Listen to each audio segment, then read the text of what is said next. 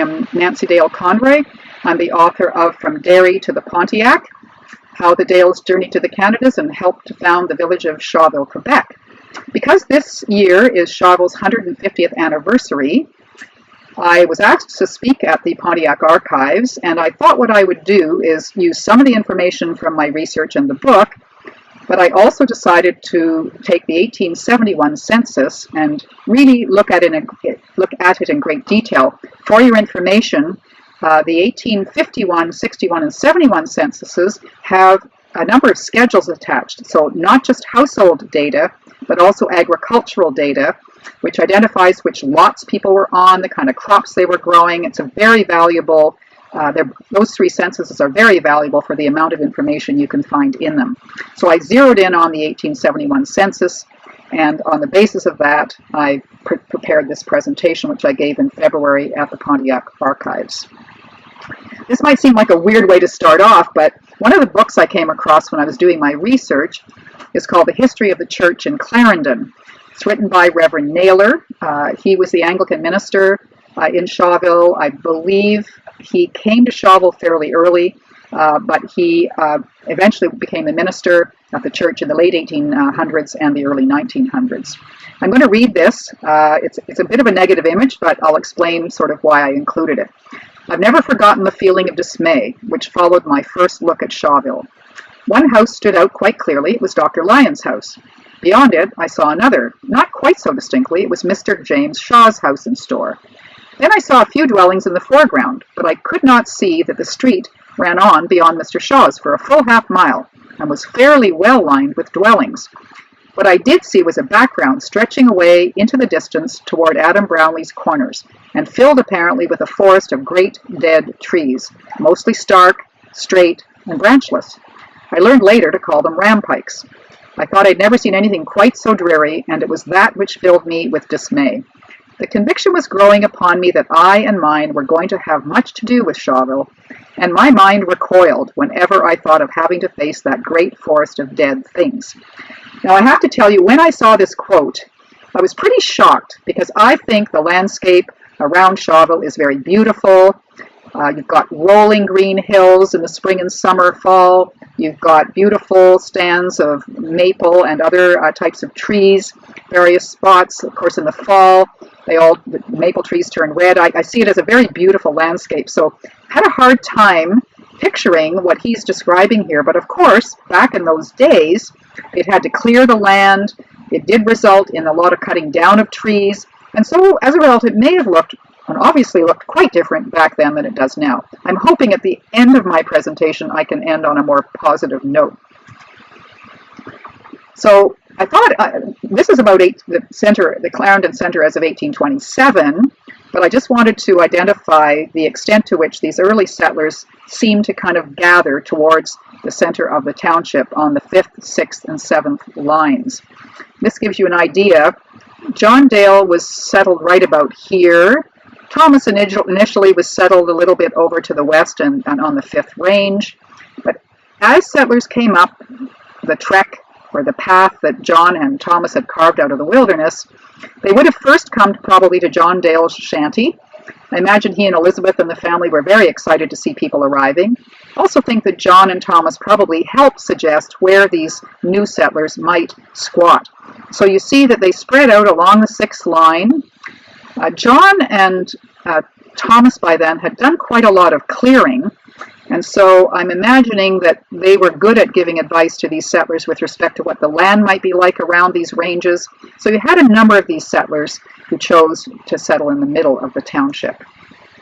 Now, this is a modern map of Clarendon, and I thought I would include it just to show that this is where Shawville is now. And this is the 5th line, the 6th line, the 7th line. And so you can sort of see that this is where a number of these settlers sort of clustered, and which led to the growth of a village at the center. Here's some just straightforward data, which I took out of the 1871 census. You had a little over 50,000 acres included in the township. Of that acreage, about 41% by 1871 had been improved and or cultivated. You also had a certain amount of land, a lot less, but about 8% of this acreage was in pasture. There may have been some parts of the township that couldn't be cultivated or turned into pasture. Certainly as you move north, the land became more rocky, more difficult to farm on, but certainly as of 1827, this is what it looked like in terms of the farmland.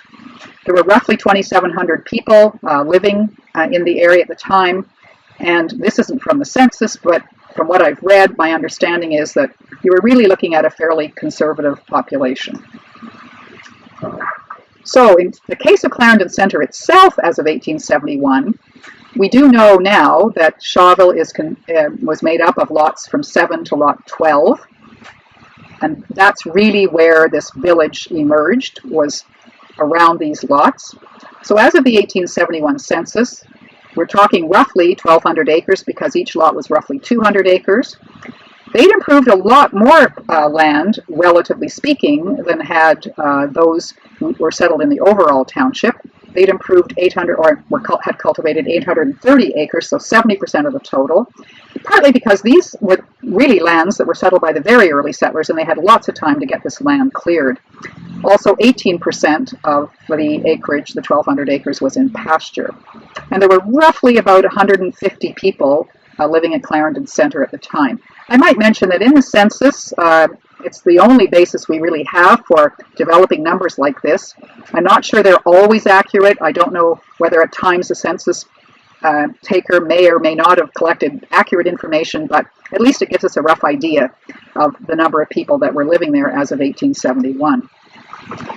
One of the things I wanted to look at was how these lots changed, the lots 7 to 12, between the 1830s and the 1870s. So you can see on the left in this column, you really have individual farmers on the individual lots. So you had an Armstrong, a Sparling, a Dagg, a Dale, a Hobbs, and a McDole living on these lots, farming these lots. I've noted that they're all from Ireland. That's what I mean by the I. In the case of Armstrong, in the case of Dale and McDole, they were Ulster Scots. So you had a mix of individuals from the southern part of Ireland and the northern part of Ireland. A lot changed between the 1830s and the 1870s, as you can see. One thing I found interesting is the lot 7, which is to the eastern part of where Shawville is now, had 3 men on it. They were all farming reasonable sized acreages within the 200 acres, and William Armstrong was a blacksmith. Lot 8 and 9 were lots that were pretty heavily settled in some ways. I'll explain in a minute. So on Lot 8, which had been owned by John Sparling in the early years, it had been acquired by James Shaw at some point. And in his lot, a number of smaller acreages had been sold off, 1/6 of an acre, 1/2 an acre. And these men that I've listed here, up to there, they were basically businessmen. They were either blacksmiths or tailors, etc. And so you had this group of business people now settling on John Shaw's property along the road in the middle of the village. And you also had a doctor. Dr. Lyons was a tenant living on the property. If we take Lot 9, something similar had happened with Lot 9. At this point, you had George Dagg owning the lot in the beginning. By 1870s, you have Robert Dagg, probably a son of George. You also had a William Armitage. These 2 men were farming on reasonable sized chunks of farmland within the 200 acres, but you also had a number of other individuals, Shaw, Somerville, Fletcher, Campbell, Taggart, Hodgins. These were men, again, were businessmen. And so between these 2 lots, which is really where downtown Shawville sort of exists now, you had a cluster of business people who were operating their businesses in proximity to each other. I should note that obviously in the rest of Clarendon there were other business people setting up shop, perhaps in some of the smaller villages like Radford, etc. But you had definitely a critical mass of business people who were settling there. On John Dale's lot, you still have mostly Dales. So John Jr. was still on the lot, but farming a small acreage. But John III, John Jr.'s son, William Dale and Thomas Dale were all farming reasonable sized acreages within the 200 acres. It was a Reverend Robinson, who was the Anglican minister, who was living on about 8 acres of the lot, and Robert Armstrong had a small acreage, and he was a storekeeper. Then you have lot 11 and 12, which were more like lot 7. Initially William Hobbs. By 1871, you have 2 people farming the bulk of that lot, George Hodgins, a descendant from Thomas, and Alex Armstrong. And I didn't have a chance to check to see if it's the same Alex Armstrong. I couldn't be sure about that. But these 2 men were basically farming most of the lot. And you had an Esther Lother on a small acreage, and she was a widow. Lastly, on lot 12, it was originally a Samuel McDowell lot. By 1871, you have no McDowells on that lot. You have a Thomas Wilson and a Slack Caldwell. They're farming most of the lot. And then you had a tenant, Antoine Lalonde. I'm going to, well, I'll have to mention it to you now, but he was a French-Canadian Catholic, which I was a bit surprised about, because we talked before about the fact that the area was settled really by mostly Protestants, but I'll touch on him in a minute. So this is a different map that I thought I would just include, so it shows you 7 to 12.